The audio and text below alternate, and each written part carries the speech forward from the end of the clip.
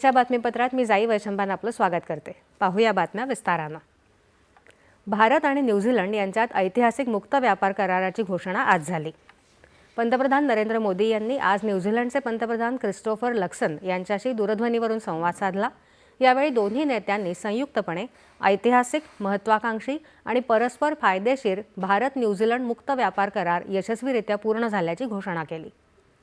हा करार होणं भारत न्यूझीलंड संबंधांसाठी एक महत्त्वाचा क्षण असून द्विपक्षीय व्यापार आणि गुंतवणुकीला मोठी चालना मिळणार आहे, असं पंतप्रधानांनी सांगितलं। अवघ्या 9 महिन्यात या कराराच्या वाटाघाटी पूर्ण झाल्याचं सांगत हा ऐतिहासिक टप्पा असून उभय देशांमधील आर्थिक संबंध अधिक दृढ करण्यासाठी मजबूत राजकीय इच्छाशक्ती आणि सामायिक महत्त्वाकांक्षा दर्शवतो, असं पंतप्रधान मोदी यांनी म्हटलं आहे। या करारामुळे बाजारपेठ प्रवेश तसंच गुंतवणुकीचा ओघ वाढणार असून उद्योजक, शेतकरी, MSME, विद्यार्थी आणि तरुणांसाठी अपार संधी निर्माण होणार आहेत, असा विश्वास पंतप्रधानांनी व्यक्त केला। या चर्चेत दोन्ही देशांमधले द्विपक्षीय संबंध बळकट करण्यावर भर देण्यात आला।